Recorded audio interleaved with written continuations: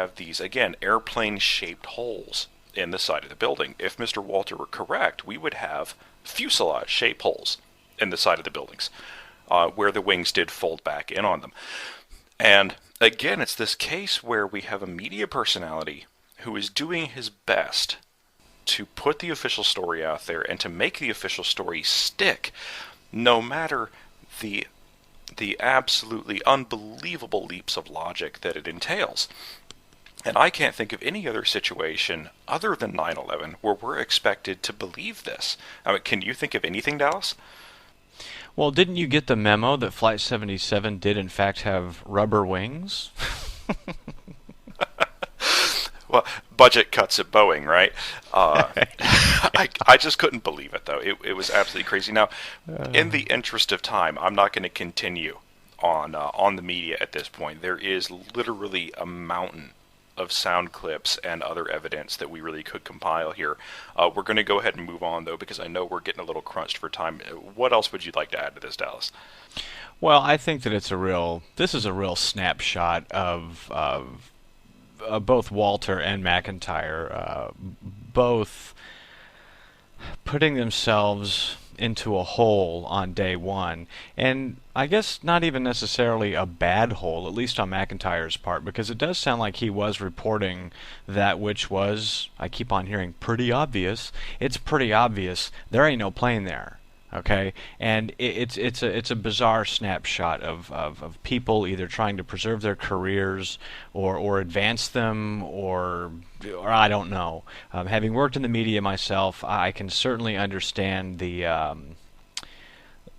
credibility that you hopefully place on yourself, and to have to backpedal on something you said, in all my days of radio, I never had to really, I didn't do a whole lot of reporting. I did some anchoring at a couple of different jobs and so forth, but anchoring is a different deal. You're pretty much just, regurgitating what has already happened in a structured block of time. When you're reporting, though, you're a witness.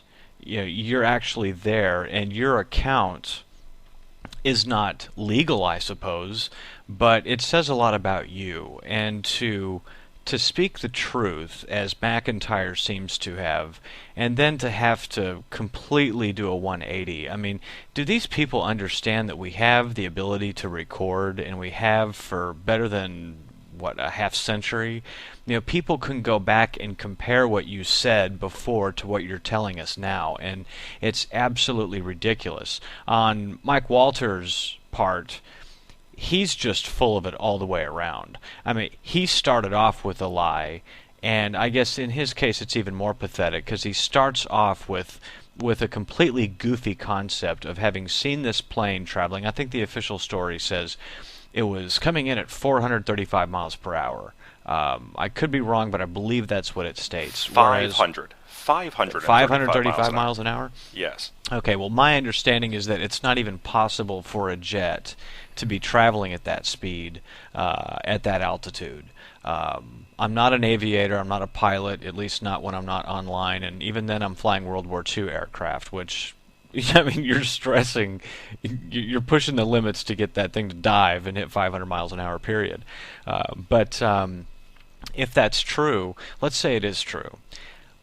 Having grown up right off of an Air Force base, as we mentioned before, Carswell Air Force Base, Fort Worth, I know what an airplane looks like passing overhead when it's certainly not traveling 500 miles an hour. Nothing that ever passed over my house was traveling that fast, as it had just taken off not 30 seconds before, or was coming in for a landing.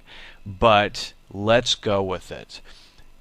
Something traveling past you at 535, and you're able to not only see it and then identify the type of plane that it is without being the least bit startled or probably ducking, as we would expect, is absolute insanity. And even if you take his first report for what it is, if you take that as the truth, even though we know it's not, this business about wings folding backwards, I mean, come on. I mean, the idea that the plane would have penetrated the building, whereas they did so in Manhattan, yet they can't do it at the Pentagon. I just it's a really pathetic state of affairs, and in my opinion, it's really sad to see people have to resort to that, to be honest. Well, again, the demands of mass media really make you sell out what you honestly believe. I think Jamie McIntyre was doing honest reporting on that day. And then I think somebody had a long talk with him and made it very clear that he would not be doing honest reporting from then on if he was going to be doing any reporting whatsoever, especially about 9/11. Right. Right. Well, it's when you have the volume of contradictions and impossibilities and coincidences that happened that day. And again, on this show, Republic Theory, we've really only begun to scratch the surface. This is a new show. And by the way, we do welcome your comments at any time at republictheory@aol.com. You see this volume of impossibilities, and you know that the ability is there to direct the media to do whatever they want. I've been a news director. I've handed out assignments in a little small market in California, and you have the news, and that's what you go with. Well, when you go to this level, to the national level, the television media, you look at media ownership, which I know that we'll want to discuss in the near future on this show. It's just not at all beyond the realm of reality, not impossibility, but reality, that these anchors and reporters are just simply doing what they're told. And it's that simple. It's just a job. The fact that they show up in that they're seen on television or they're heard on the radio. People used to tell me when they would see me the first time at a radio station remote or at a club or wherever, one of the things I always used to hear is, I'm about 5'9" and weigh about $130, and I always used to hear, "God, I thought you'd be a lot bigger." Well, people say that because we get this perception of people in the media or any kind of celebrity, especially on a grand scale, that they're just somehow larger than life, and these people aren't. And it's important to realize that people working in the media are just people. There's nothing different about them. They have the same problems that you and I have to varying degrees, and I think what you see with what you've presented as far as the media, especially certain media personnel, if not lying, then simply having to outright contradict themselves, is just another sign of human nature. It's just as natural for them to do what they're told as it was for us, the people, even myself having been in the media that day, to react the way we did. And granted, even though I was in the media, I was certainly far from it. I mean, California radio wasn't exactly NBC or CBS. It still isn't. But it's when a small number of people are able to deliver whatever message they want to close to 400 million people, you have to carefully take note of that. Well, and again, these people in the media, they have the same faults that we do too. And frankly, if I was getting paid what Glenn Beck is, I'd cry on TV when I was told to as well. So yeah, that's just the way it goes, and I understand that. But again, enough about the media, I suppose. Oh no, we could go on and on.